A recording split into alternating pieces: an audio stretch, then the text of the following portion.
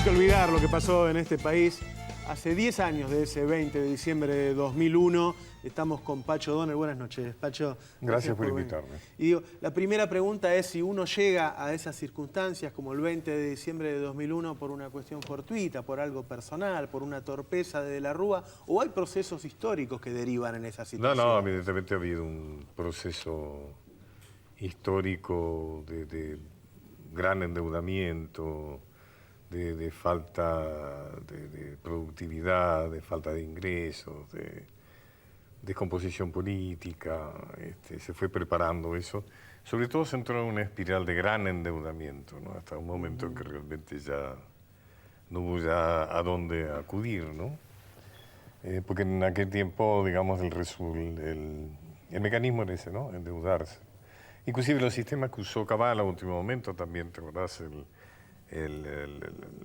¿Cómo se llamaba? El blindaje y todo eso. Megacanje, todas esas cosas. Eran grandes endeudamientos Sí. a tasas muy altas, o sea Sí. que lo único que hacían era tirar nafta al fuego, ¿no?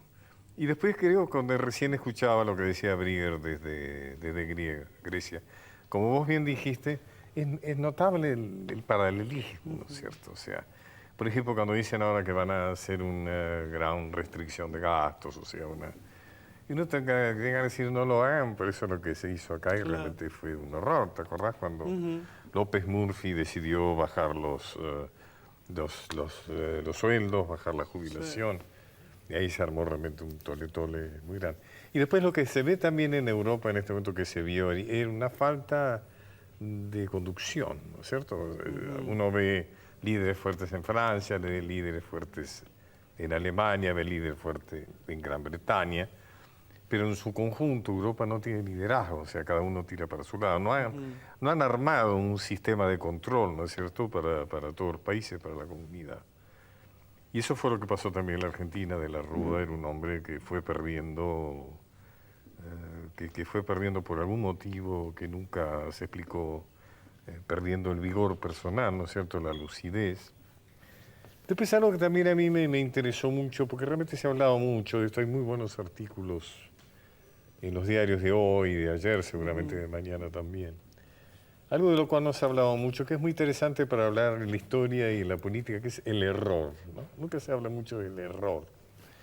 Muchas veces porque la visión pseudocientífica de las circunstancias realmente son mecanismos, son visiones de empate, ¿no? Uno dice, bueno, hizo esto, pero de alguna manera también tuvo esta ventaja, ¿no es cierto? Es como que muchas veces la supuesta seriedad de algunas ciencias es como no tomar partido por las cosas, ¿no? Pero, por ejemplo, cuando de la Rúa sale en cadena para tranquilizar a un pueblo verdaderamente muy preocupado, y fue un fenómeno extraordinario porque terminó de hablar y la gente se puso de pie y salió a la calle. Sí. Fue un mecanismo como si hubiera estado programado.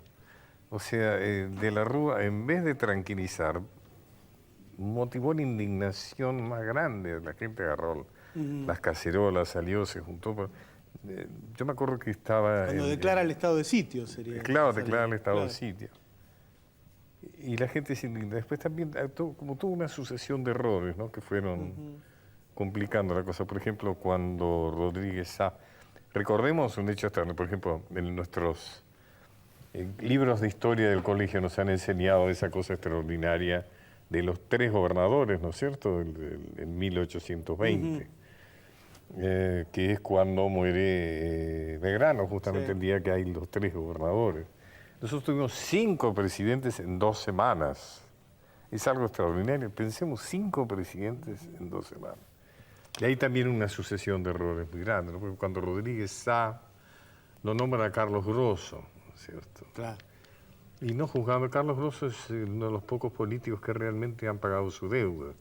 O sea, que estuvo en prisión, pasó. O sea, que diríamos que Carlos Grosso es un tipo en este momento inimputable, porque aquello por lo cual se lo juzgó, se lo condenó y pagó la condena. Yo empecé preguntándole si eso era la consecuencia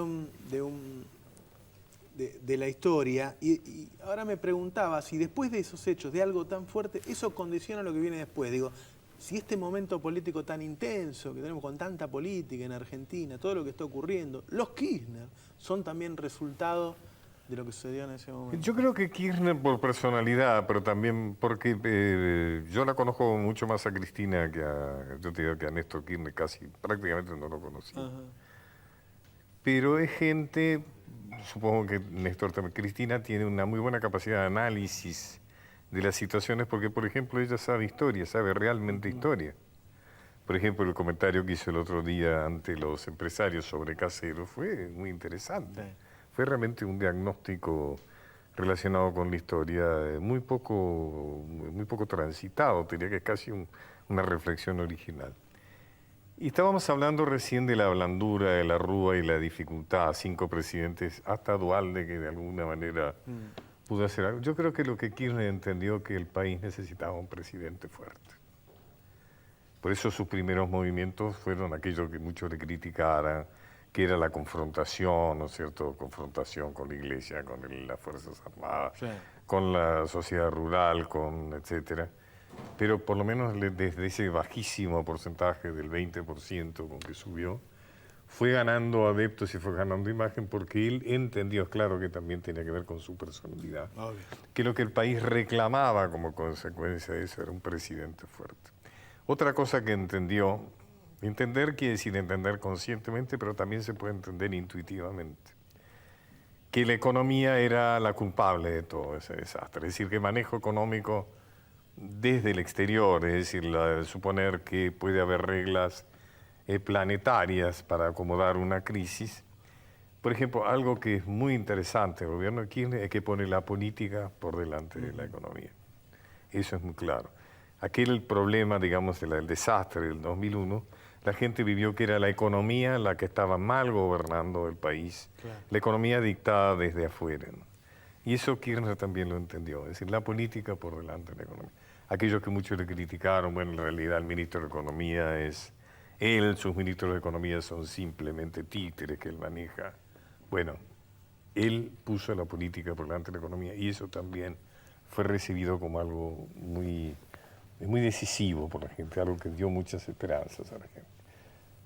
Después están todas las medidas económicas, las cuales vos sabés muchísimo más que yo, pero que de alguna manera estimularon el consumo, estimularon la idea de que hubiera dinero, capital girando, etcétera, y que eso pareció ser una jugada arriesgada, pero que evidentemente, tal es así que hay muchos economistas que actualmente la están proponiendo en este momento como una de las soluciones para Europa, ¿no? Para ellos, claro. Claro, Claro. claro. Pacho, muchísimas gracias por acompañarnos por en esta favor. noche. ¿Sí? Gracias por haberme invitado. En un minuto volvemos con Juliana Di Tulio. Vamos a hablar del tratamiento de la ley que declara el papel de diario de interés público. Ya volvemos.